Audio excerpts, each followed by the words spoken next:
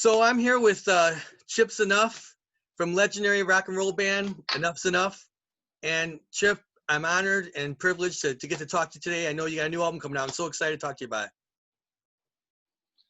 Kev, good to see your face, my friend. It's a new day and age right here. It sure is. Rock bands do interviews, and it's either Skype or Zoom, and it's pretty exciting. You get a chance to see our mugs. Obviously, I'm not the easiest on the eyes right now. I'm doing a lot of spring cleaning here in Chicago.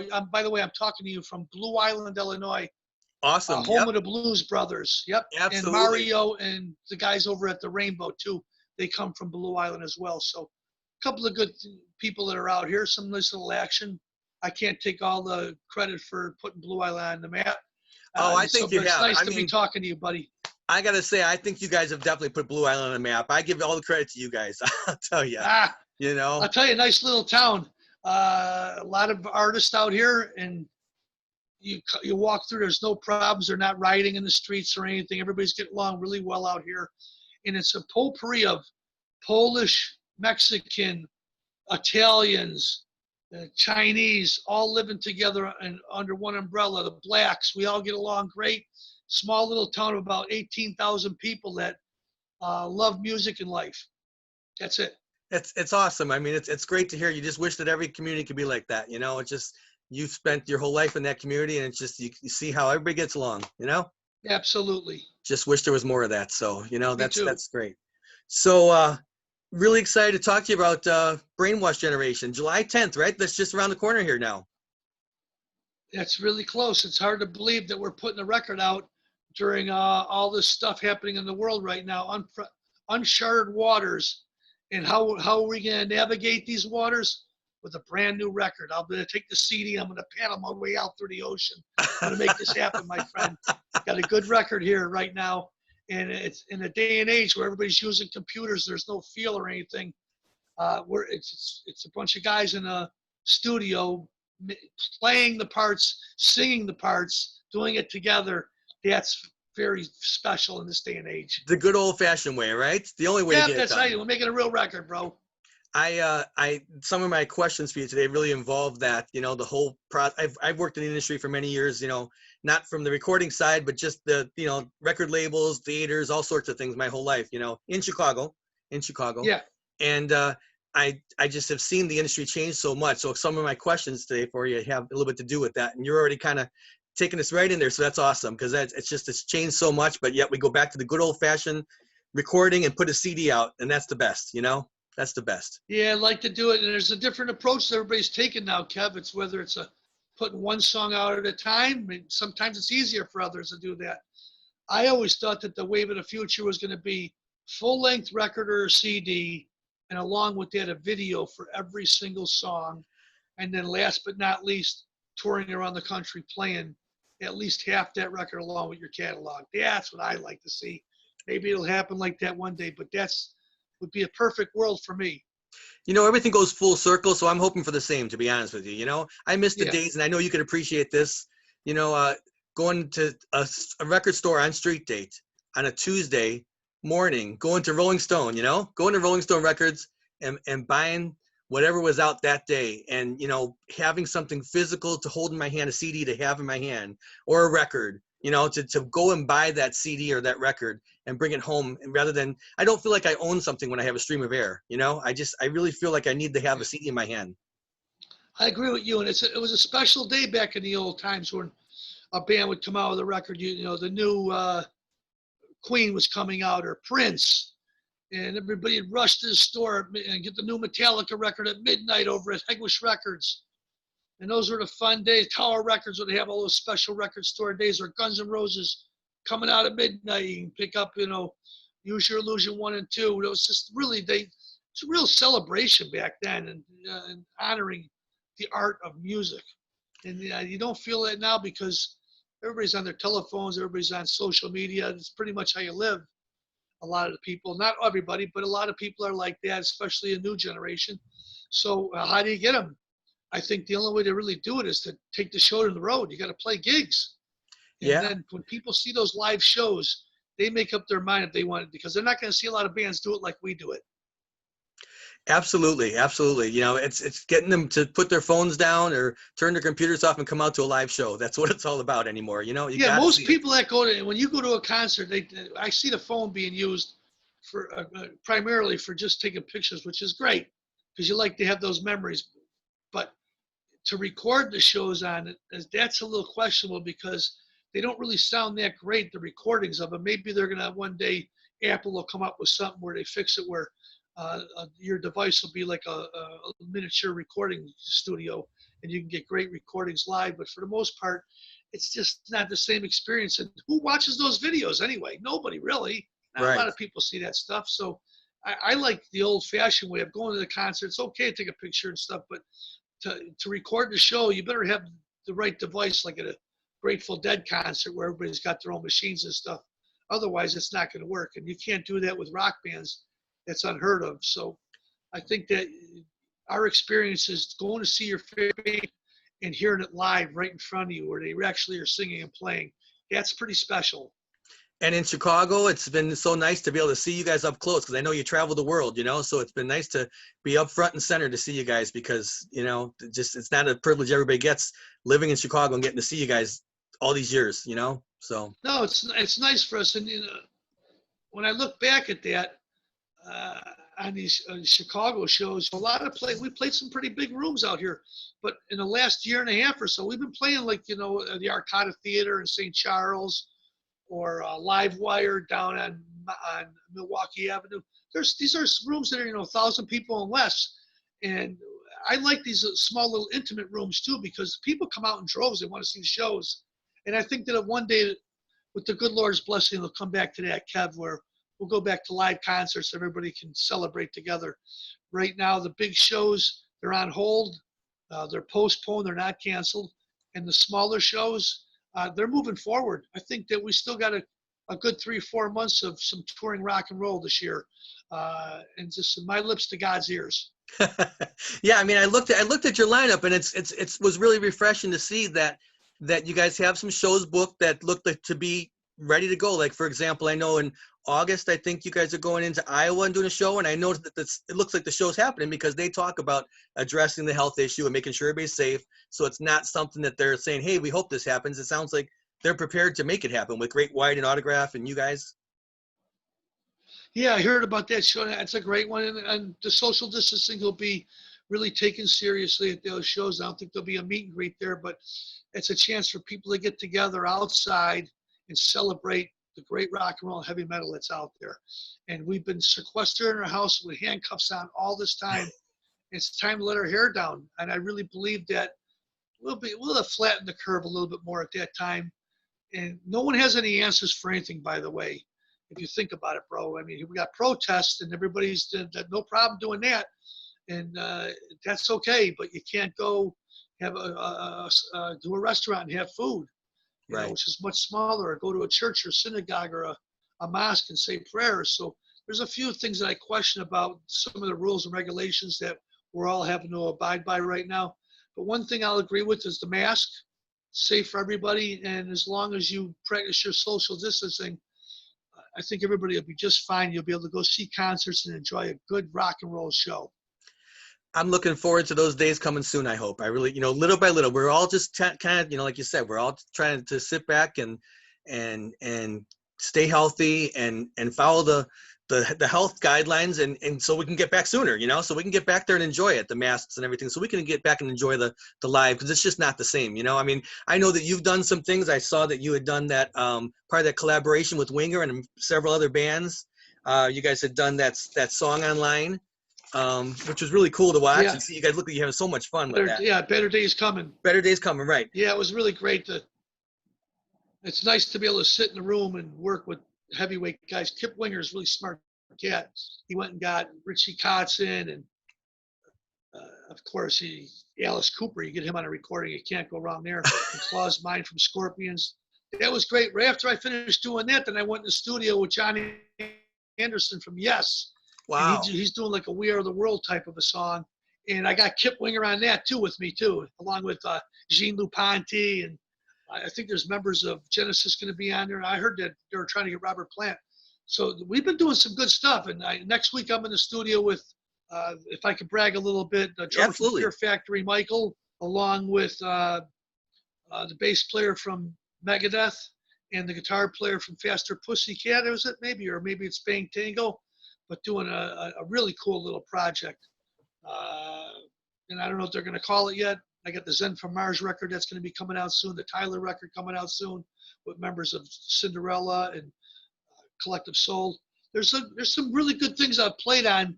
I'd like to see them reach the light of day sometime this year, but my focus and attention right now is on the new Enuff Z'Nuff Brainwashed Generation record and going out and touring with Faster Pussycat in September. Yeah. So you've got the tour, the tour name related to everything with the Straight Outta Quarantine tour, right? That's how they kind of labeled it out. Yeah, I think I give credit to Amy Down on that one. He's a pretty smart guy. I think he named the tour, and then we just put it together. Our agency talked to them. Tammy and I go back a long ways. We were both tour with who was it? Motley Crue back in 1988, 88, 89, and they had a little bit more of a foothold than we did at the time, and they ended up getting the Motley Crue tour over in Canada. They were lucky to help break the band, and we ended up going out opening for Mr. Badlands. Remember Badlands with Jakey Lee? I do remember. Lucky to draw there. We got the Badlands tour, which was fun, but we were playing clubs and small theaters, and they were doing the Motley Crue tour, doing arenas.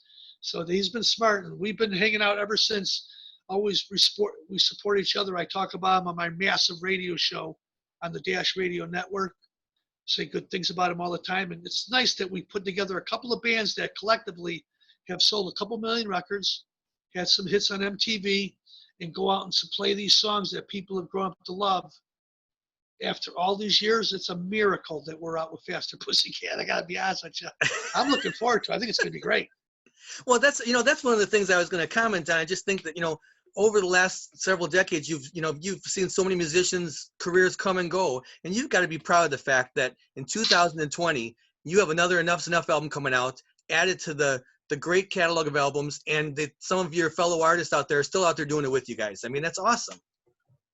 Kevin, it's a miracle right now. I think it's the 21st album. I think it's our 18th studio record, and to be able to have an album out here, and I got my brother Donnie V. He's singing on a song called What's the Strangers in Strangers in My Head.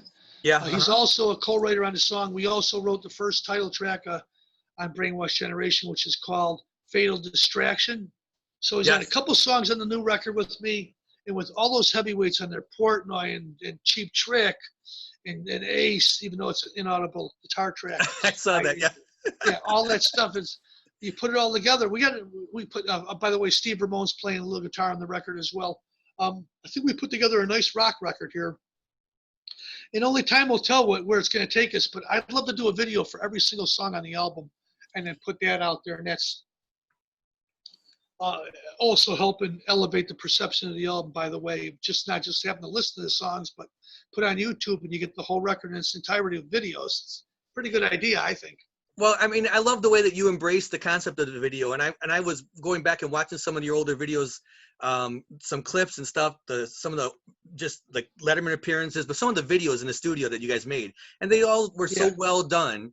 And it's so interesting that some artists don't embrace the concept of the video. They felt like that was forcing them to come up with a storyline for every song, but did in the process of this whole video era, back to when Jeff Downs and Video Killed the Radio Star and everything, when the whole MTV thing started and people had to make videos, didn't it also create some imagination too? Because you had to think about, did you ever write a song so you could picture the video versus writing the song and then having to make a video later?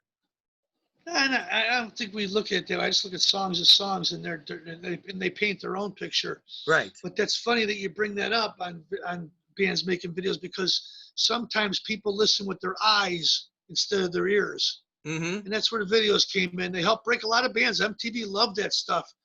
They played a new video, and if it did really well, they push it in rotation, active rotation, and they play it all the time. And then when your shows would open up for playing around different venues around the country, it was all really because of MTV taking a chance on what you were doing. It made it really special back then. And then everybody wanted the videos, and they try to reproduce those live, and that's very difficult to do that because it takes a lot of production.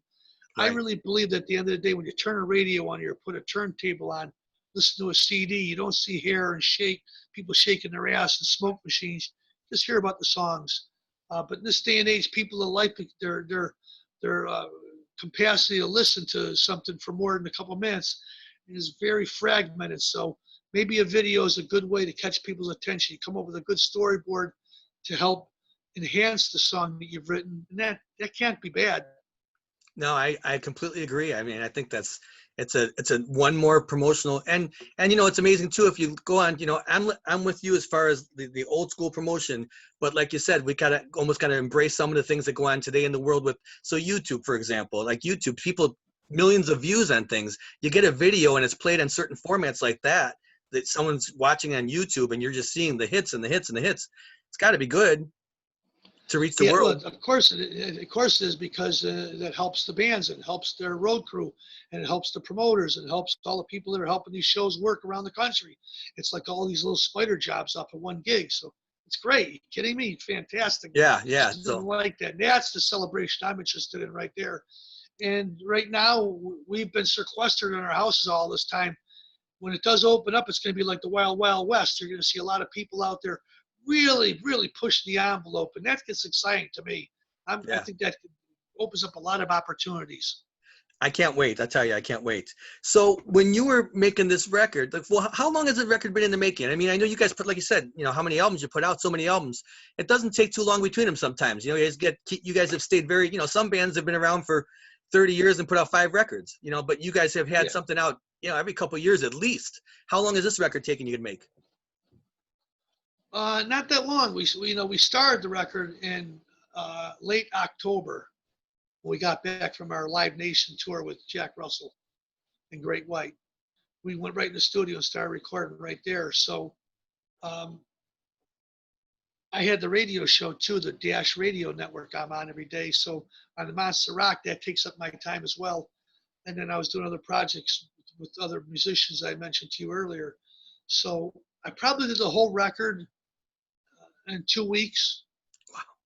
And then it took another week to 10 days to mix it, master it, and then the artwork and everything. So I was able to turn it in time, because Frontiers, a lot of big bands on that label. Yeah. And Nick Teeter, who's my guy down there, says, Chip, we need the record so we can put it out on July 10th. And I said, that's great.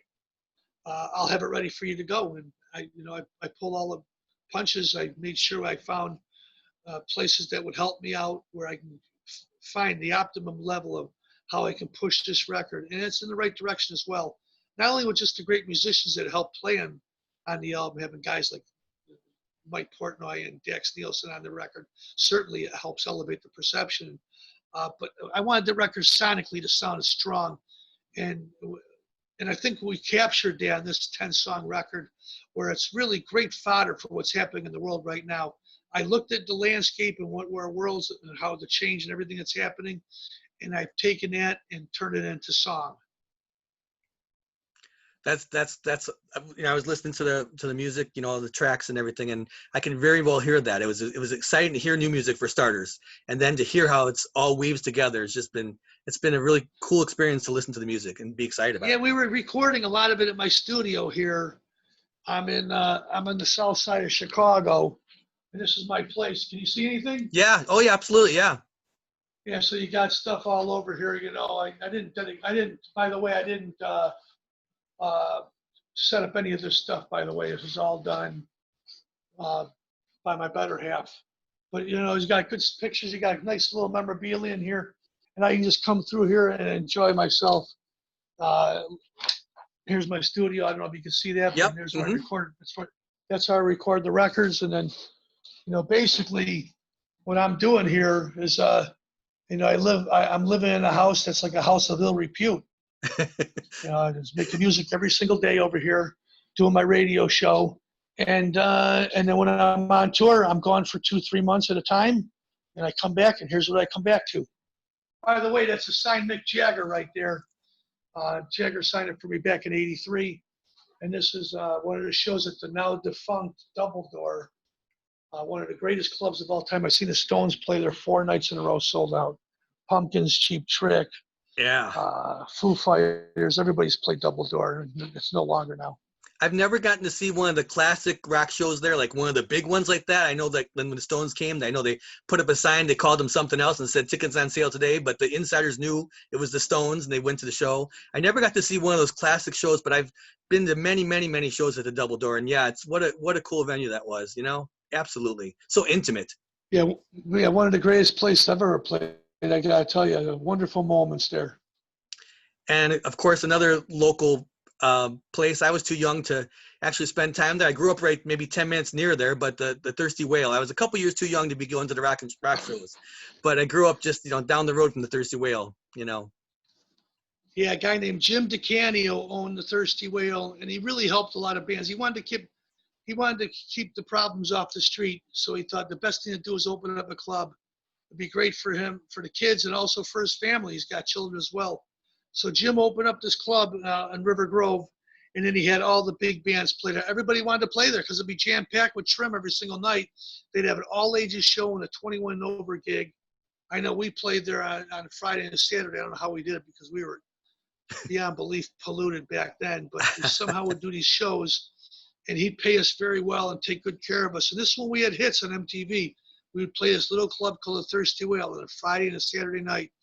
And just a great place to see your favorite bands. I remember one of the last shows we played there was with Urge Overkill and Material Issue coming up and jamming with us stage. It was really great, but I seen all the big bands that would come through town and play there, and then the big bands were like Off Broadway or the Thumbs. Those were the Pez Band, really strong bands that had great work ethic.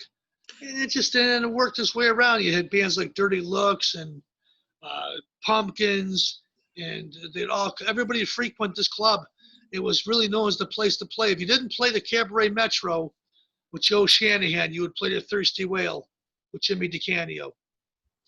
Yeah, I mean, Chicago's got so many great venues, and you mentioned the Metro too. I mean, there's so many great venues, and it had to be so cool to get that international fame that you guys built in the 80s and then come back to your hometown and do some shows and remember where you started and come back to places like the Thirsty Whale or the Metro and play for the hometown crowd who was always there for you, Yeah, it was great. We showed up there at nighttime, for the first show at 7 o'clock, and the place was completely sold out, and we couldn't find anywhere to park, so we'd have to get out of the cars and just go into the back room there and then try to get through to have a couple security guys walk us to the stage, which was really teeny. And it was 150 degrees in that little place. I don't know how people stayed alive because I'd want to pass out after 6 songs on that stage there. Little dressing room, no air conditioning, and people would drink. They'd just be full of loudmouth soup there. And it was packed with beautiful women there. Mm-hmm. We had the greatest times, and to see our rock star friends that would come up and when they were coming through town to walk in and say hello and support, maybe get up on stage and play with you. Really a lot of great moments that we had. There was a little hot dog stand next door, and we'd go over there and then we'd sign autographs to the fans for a couple hours. It was just really a wonderful time in life out there. And when he sold that place, he ended up selling it to a gas station, like a Shell gas station or something, and he made millions of dollars on it. I remember he was broken, choked up that he was selling the place, but he knew that it was the best thing to do for him and his family at the time because that took care of their whole family tree for the rest of their lives. Yeah, as much as you hate to see it, go, you got to be happy for the guy because he gave so much. Yeah, he's retired now. He's living out in Las Vegas. He's got a good life. It's happening out there. I haven't talked to him in a while, but I certainly love the guy. And I consider him a good friend. And just, life moves forward. And everybody's got their own stuff going on, trying to stay alive. So maybe I'll see him next time I come through Vegas. Nothing like Las Vegas, too. It's a great place to go to. You want to get in trouble. There you go. I'm guessing the hot dog stand you mentioned back here in Chicago is Gene and Jude's. I got to imagine, right? You walk a couple blocks. Yeah, it's great. Yeah, and I don't think Gene and Jude's is there. Maybe it's still there, but I don't think it is anymore, bro. I thought I don't know. Yeah, I these places. I say, oh, a year ago I was there. It could have been 7 years ago I was there. The time goes by so fast anymore. It's been a while since I passed by there, so I don't know. I don't know if it's there or not anymore. But yeah, some Yeah, just a certain. great memories hanging out there with all the bands. I really just wonderful sound guys, a lot of crew people. A lot of those guys are gone now. You just don't see them anymore. They just moved on to another life. But the memories there, nobody could take those away from us. Some of the greatest concerts I've ever seen there, and I've played on some of them as well. So Absolutely. good old times that there's somebody that's got a big fodder out there that's holding on to all that history and has an encyclopedia of information on what happened in that club. And maybe there'll be a book one day that comes out talking about that great room. Well, I gotta tell you, I got about I've unfortunately to my wife's chagrin, I've kept my Illinois Entertainers since about '84 or Yeah. '83. So I got them all. So I'm sure there's a lot of Thirsty Whale and Enuff Z'Nuff history in those magazines. You know, if those magazines could talk. The Illinois Entertainers still moving forward, Mm-hmm. still going strong like an old choo-choo train, and they come up with great ideas. They've been the writers there are they're real hustlers that are fascinated by what's happening in the world, and still got the same editors out there, good guys working at that company, and it's a free magazine after all these years. I give them a lot of credit. Yeah, yeah. So going back to the new record, so Fatal Distraction, the first song, in the world where we say, you put one song out there and you start out with what we would call a single back in the day, and we can still call it a single because we're putting out CDs, right? Yep. You're putting out a CD and you put a single in front of it. So did you choose that song as your first go-to track, or did the label get involved? Did you talk about it together? How did that come about? Yeah, we pretty much work in conjunction with Frontiers. They let you be creative and write the songs, and then after you finish the album, then they come to you and they go, "Here's our ideas." And Nick Teeter's brilliant. Uh, Mario's really a strong guy at the label too. He's a big proponent of the band. And Sarfino, he's the godfather there. They pretty much know how this choo-choo train moves forward. And the best way for any bands on Frontiers to go is to make a record and then go out there and tour and support that album. And that's what we're doing here. The record comes out on the 10th. On the 11th, we got the live streaming show for the Monster Rock on the Facebook page, monsterrockcruise.com. And then from there, we just work our way through. We're going to do a couple more videos, and we're going to get it ready to go for this big, huge tour that we have starting up the quarantine tour in September. That's really the game plan. In the meantime, on my radio show on Dash, to let everybody know what's going on with not just my band, but for all the bands, the newer bands and the older bands. Well, that's the nice thing about the radio show is that you're a spokesperson for the whole industry, for the whole group of rock and rollers out there that are making, whether new or old, you're out there, you're promoting them, you're helping them to have a platform to promote their music. It's all about the music. Well, that's good. I'm a fan before anything else. So any way I can help out my brothers and sisters, that's exactly what I do. And you look at our playlist at the Monster Rock, and I'm mixing it all up really good. Big potpourri from the Pretty Reckless and Hailstorm down to Greta Van Fleet, the Struts, Rival Sons, to Cheap Trick, the Beatles. I mix it all up. I play Jellyfish on there, Mott the Hoople. Of course, you got Def Leppard and Alice Cooper and Queen, all of them, and they're going to be on there. But I mix it up with old and new together. And it's not like your terrestrial radio where you play the same songs over. We got a playlist of over 7,000 songs, and we pick them all and let the fans pick them as well, Kev. The fans make the station tick. That's why we're number one, is because we play what they want to hear. I got to tell you, it's so inspiring to talk to you just because of you have so much energy and passion for the music and all the things that you've done to keep it going for your own band. But, again, for everybody, you're just so excited and pumped about it all and all that you do to keep it going because new bands coming out today. I mean, the label thing is is a whole different thing. There's so much self-promotion anymore. And, how, as a teenager, how do you figure out what you're going to do to promote your music? Where do you go first? Well, you do it when you're a teenager. You do it the old-fashioned way. You make music, and then you go and talk to your friends, and pass it around, and you play shows in the backyard parties, in the garages, in the basements, and you work your way around, and that's how you do it. And no different nowadays. Your bands make music, except if you're lucky and blessed enough to have a record company, that you give them the record, and then they depend on you. They believe in you, so you got to believe in them. It's up to you to work in tandem as a team and go out there and support the record, playing shows, breaking your ass, the label sees that, and it gives you a little bit of credibility in their eyes, and maybe they'll continue the relationship with you because there's new bands every single day. If you don't want to do it, somebody else will take your position. Absolutely. And, I spent many years in Chicago. I didn't have to leave Chicago to do this, which I felt very fortunate to do, but to work for a label, one of the big five, here in Chicago as a sales rep and just kind of travel around and sell the music, and it was always, it was some artists had great relationships with the labels and others, thought that it was a bad relationship, but, it's so true that, there were so many artists that really wanted to work, bands like yourself, your band, that wanted to work and get it done. And those were the bands you wanted to work 10 times as hard to help them because they just cared so much about it that you wanted to, I wasn't at the top levels of the company. I was, middle, sales and marketing, local Chicago and in the region, but to go out there and to really, you liked the music for starters, but you respected the artists who were so good to you that really got how the promotion machine worked. Yeah, you really did. And listen, it's all about hustle at the end of the day, okay? And how far you're going to go, how much you want to work, how hungry you are. In any walk of life, it's like that. Luck is the resin of design. So you going out there and doing all those years of promoting your own self, it's helped you out. It give you a lot of knowledge to move on in the future. But record companies, when they sign bands, they expect the band to go out there and support their work, their art. And if you're just a band that wants to just put records out, maybe a record company is not the way for you to go. Maybe there's another way to do it on your own, because I want to reach as many people as possible. And my label will help me do that. If I do it by myself, I'm not so sure I can obtain those goals, those lofty goals that I've set for myself. So be good to your label, and usually they're good to you. That's so true. I mean, they've got the distribution arm, marketing, promotion, all those things that they can help you out with to really, further a career in music. So when you were writing these songs, what did the lyrics come first, the music, but a little bit of both?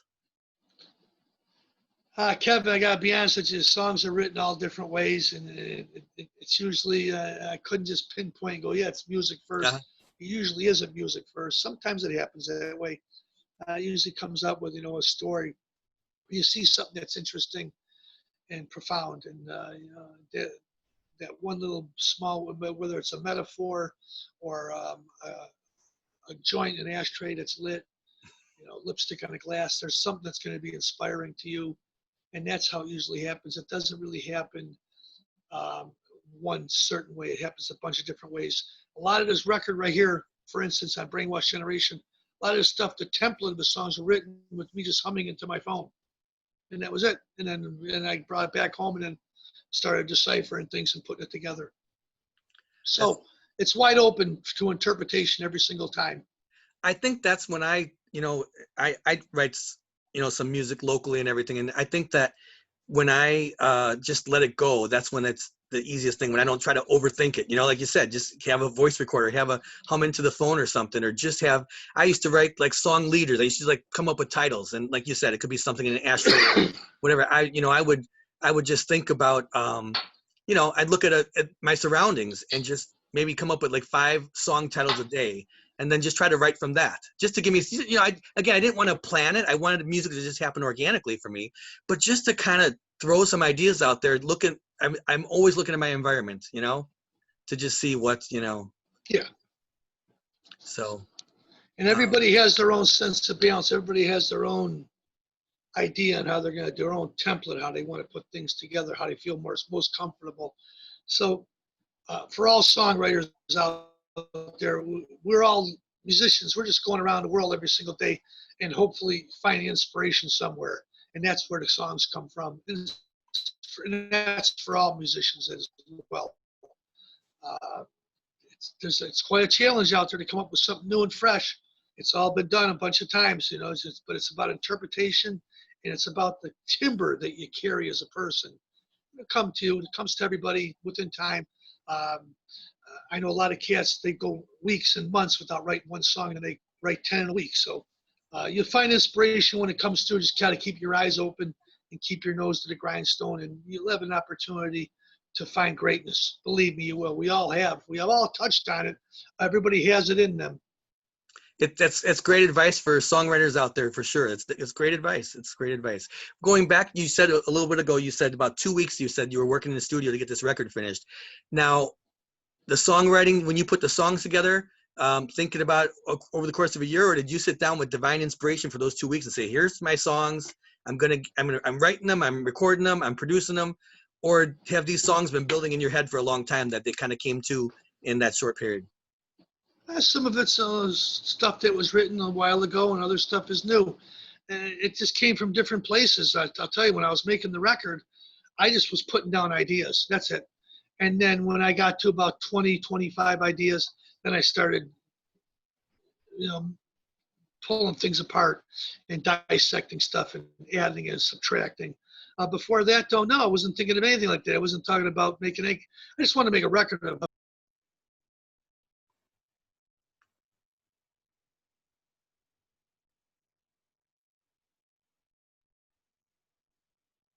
sonically and go, okay, this sounds like Enuff Z'Nuff. But yet I want it to be a little bit different.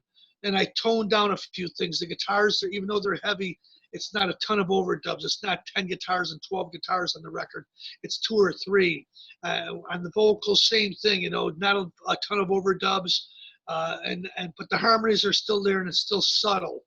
But I wanted the record to be mixed powerfully, and that's why I went to a guy named Chris Steinmans over at Stonecutter Studios in Chicago. And he's worked with guys like White Lion and Ozzy Osbourne and Alice Cooper. And I knew that's the kind of guy I wanted to mix the record. And he really brought everything out. And not only did we get wonderful performances on the record, but I think we got a pretty strong rock record in this day and age where everything is a single anyway. You just put one song at a time. God, we're giving you 10 of them right off the bat. Come on out. We throw the punches immediately, and boy, you'll get every one of these songs because there's no age limit on it. There's no rules. There's no regulation. It's the real rock record at the end of the day. Yeah, I've enjoyed having the chance to listen to the whole thing, several times now, and just kind of enjoy the songs. And what's when you sequence those songs, or do you say, hey, we're putting them out, like you said, it's just 1-2 punches. It comes out, you listen track by track. Do you sit there and say, okay, I want this track to be first, I want this track to be second on the album, this one goes well because it kind of goes? No, none of the decisions are made until all the songs are picked, and you have your group of material that you want to add on this one piece of art, this one record. Yeah. And you go, I'll put a Pink Floyd did it in 5 or 6 songs. They're brilliant. Led Zeppelin did it in 7 or 8 songs. Nowadays a lot of bands want to put out as much songs as possible, but I believe that too much information could be detrimental. It's just 10 songs is quite a bit of material for one record in one sitting, an hour of material, because most people don't have an hour to waste to hear a record. It's not like it used to be. It's not celebrated the same way. So I wanted to make a record that was a very non-linear, but you listen to it within the context and the framework of listening to an album worth of material, as opposed to just hearing one song. And you don't pick out those songs and sequence it until the whole work is all bondoed and ready to paint. And then you go, okay, I hear it. Yeah, this could be the first song on the record. This one could fit for this track number 5.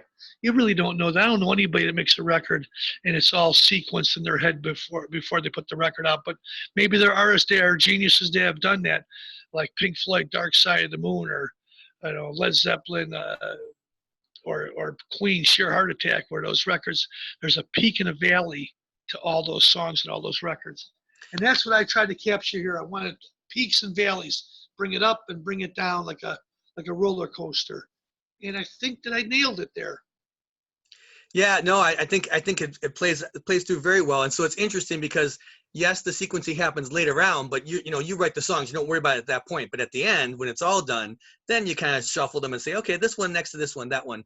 But until that's done, until the music's done, it's not an issue. Yes. That's true. And every record's been like that too. I'm there from the very beginning of the record all the way till the end when they're getting ready to press it. In other words, the producing of it, the performing of it, the mixing of it, the mastering of the record. I'm there all the way through. And then when it's all done, all the interviews and talking to all the journalists around the country. And that's the job. And if you don't want it, then you can move out of the way because there's other cats out there that are real hungry and they want to play music.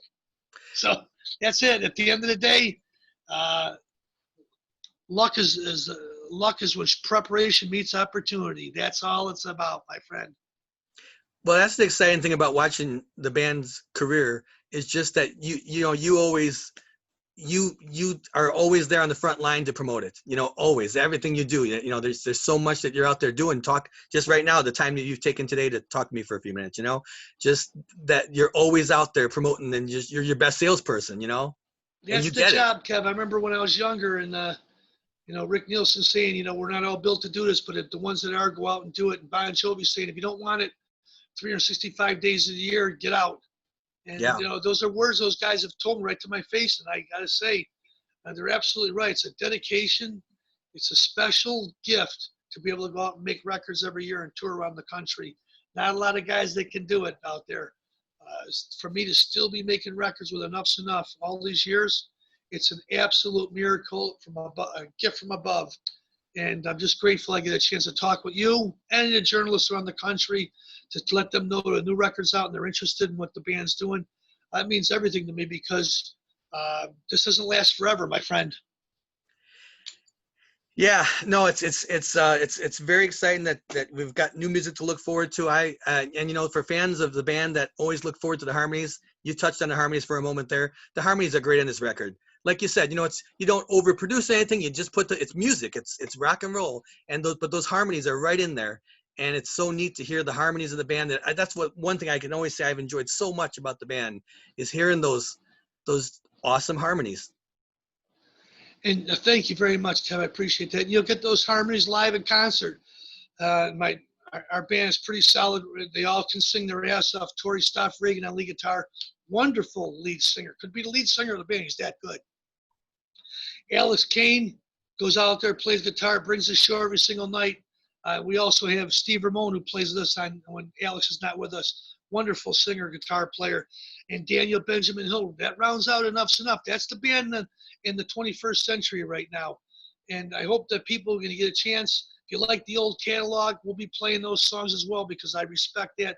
And I'm proud of our wonderful assortment of songs that we've released throughout our year. We got a wonderful catalog of material, and I celebrate that every single night. But it's not just about the past, it's about the future as well. And we give it all every single night with our live performances and showing what we're doing now and what direction that we're headed in. And Brainwashed Generation is just another extension of that long road that we built throughout these years of our career. And I think people, come on, take a trip with us. It's an hour out of your day, one time, and I guarantee we'll catch your attention. Yeah, there's no doubt about that, Chip. I mean, it's an exciting time for you guys. You're excited about it. We're just working our way through navigating through this unusual year we've had, but you guys sound like you're ready to let those gates open up and get out there and play for people again, and play this new music. Because I got to think that when you're in the studio and making these songs, you're thinking, I can't wait to play these things live. I can't wait for people to hear these live. It's a That's different how most experience. musicians are. That's how most of us play. We make the records, and then Dave Grohl says to his band, "Man, this one's going to be a great one live, guys." And they go, "Yeah, it is, bro." And they get in there and they rehearse. Same thing with any band that loves what they do. You want to put the newer material in their set too.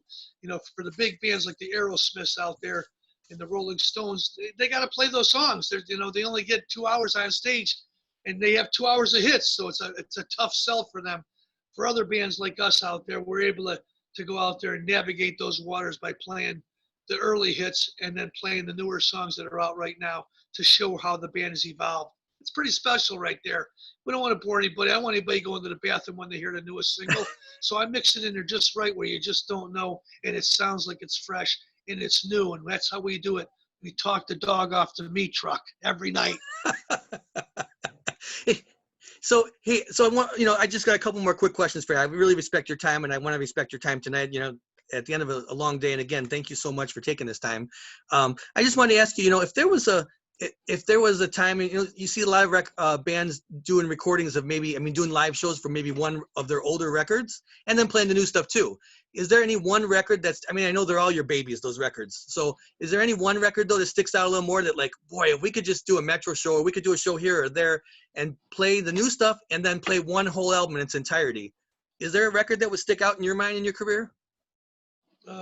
Maybe Donington Download, when we played with Aerosmith and Stone Temple Pilots and Slash and Megadeth, Lamb of God. Who else is on? There's so many great bands. Y&T, Michael Monroe. It was a great night. Great 2 days of celebrating rock and roll. AC/DC was on the bill. It was so fantastic. If I could have that whole live show in its entirety, video along with, like DVD, I would love that beyond belief. And there's shows that have slipped through the cracks that have been great too, out with, touring with Alice Cooper or Def Leppard or Poison. And some of the shows they have on there, and I quite frankly don't want anybody to hear those shows. They were recorded very well. But the band always had a propensity to come up with good performances on our worst moments of life. So there's a lot of live records that we haven't released. Maybe one day we will, and get them out to the fans. I think that'd be really something really special, where once a month you get the free live concert, Enuff Z'Nuff live in Toronto, or Enuff Z'Nuff in England playing Hard Rock Hell, or maybe a Monster Rock cruise. That's a good idea, because I really believe that all those shows for all the bands should be well documented. Pearl Jam's terrific at that. They know exactly what they're doing. Every single show they record live, and they put it in the annals of their discography. And at the end of the day, they go, hey, you know what? We can put this show out. Let the fans hear this one in Boston, Detroit, Philadelphia, New York.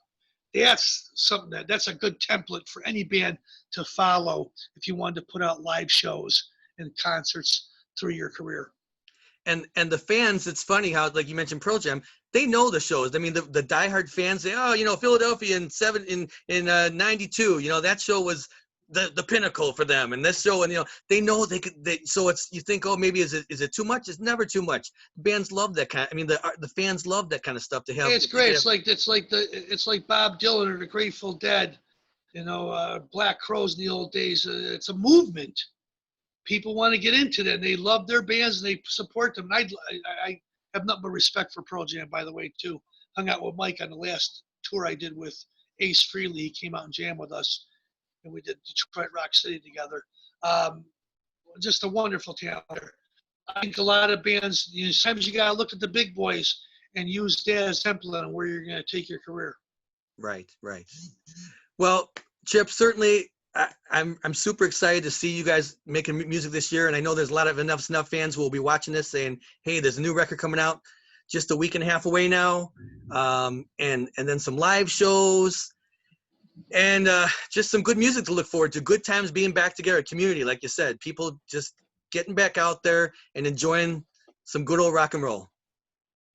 Well, I appreciate you talking with me, Kev. Once again, Enuff Z'Nuff, Brainwashed Generation, out July 10th on Frontiers Records. The first show is the July 11th for the Monsters of Rock Cruise /Facebook. It's a live streaming show. Love the fans to get on there. We'll play stuff up, all the albums. It'll be a nice long rock concert. And we'll try to divulge a couple nice, fresh, new things out there and give you a few new bells and whistles. And then, of course, September, Faster Pussycat, Enuff Z'Nuff with special guest. The 2020 quarantine tour that starts out on the West Coast. Any shows we have in your neighborhood, please come out and see us, my friend, and I'll bring you backstage so you can witness some of the debauchery. Looking forward to it. I'd love to be able to hang out and check some of that out. So yeah, thanks so much. And I've seen you here in Chicago for so many years. I'm just looking forward to many more years of great music from your songwriting genius. I'm just looking forward to hearing so much more music and seeing so many more live shows. Thanks for all that you've done, locally for the Chicago music community and just throughout the world to just bring good old rock music to people. So it's exciting. The passion that you have has been so inspiring over the years. So thank you for your kind words. Are you Dr. Music? I am not. I'm Dr. Music's one of his assistants. I'm part of the field team. Yeah, but I know Dr. Music for many years, and he's got a passion. I know you talked to him many years ago, and just good rock and roll in Chicago. That's what it's all about, man. Listen, I wish you and your family well. Stay safe out there. A quick shout out to our military, our first responders, our doctors, our surgeons, Army, Navy, Air Force, Marine, the police, all of them. We all need to support each other and make this country great. Thanks a lot for your time. I appreciate everything, bro, and I'll see you on tour, okay? All right, sounds great. Good luck with the new record. We're so excited about it. Thanks, Chip. God bless. Peace, bro. Take care.